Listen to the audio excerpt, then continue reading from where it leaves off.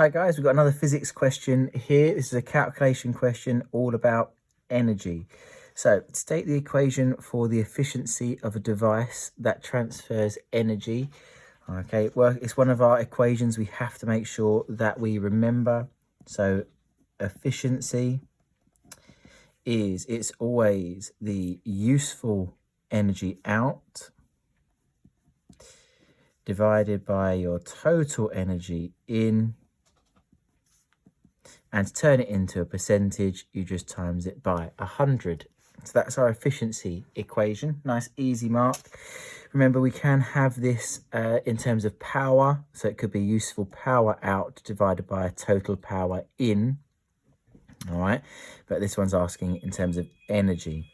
All right. Figure 9. This shows a motor pulling a box up a slope. So we can see our 70 kilogram block going up a 1.3 meter slope. We've got the mass of the box is 70 kilograms. The motor pulls the box up the slope through a vertical height of 1.3 meters. The total energy supplied to the motor is 1,500 joules. Calculate the efficiency of this method of lifting the box. Right. Like with any calculation question we've got our 3 steps. We do our information, then we do the equation, and then we do our substitution. So what information have we been given? We've been given a mass of 70 kilograms. We've been given a height of 1.3 meters. We're told that our energy in is 1,500 joules, and we want efficiency. So these are things that we've been given or need. So in terms of working out the energy coming out or going to the box, we've not got anything with just M and H. But if we think about our equations that have got M and H and are linked to our energy, we have our GPE, which is where our gravitational potential energy is equal to mass times gravity times height. Now, it hasn't stated anywhere that we're on a different planet, so our gravity is going to be our 10 newtons per kilogram.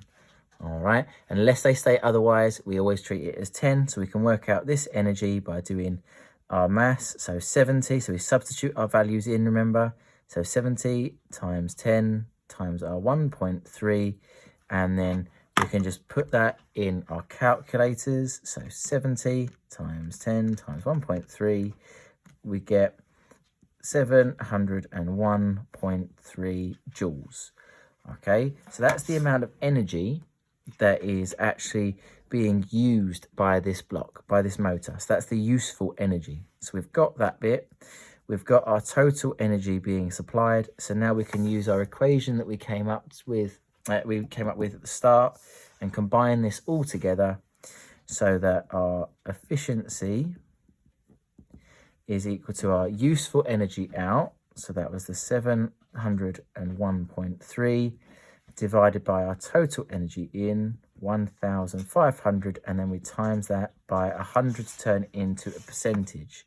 So we put it as 701.3 over 1,500 times by 100 equals, remember if it's a fraction, we push this S to D button, turns it into a decimal, and we've got a number here of 46.753 recurring.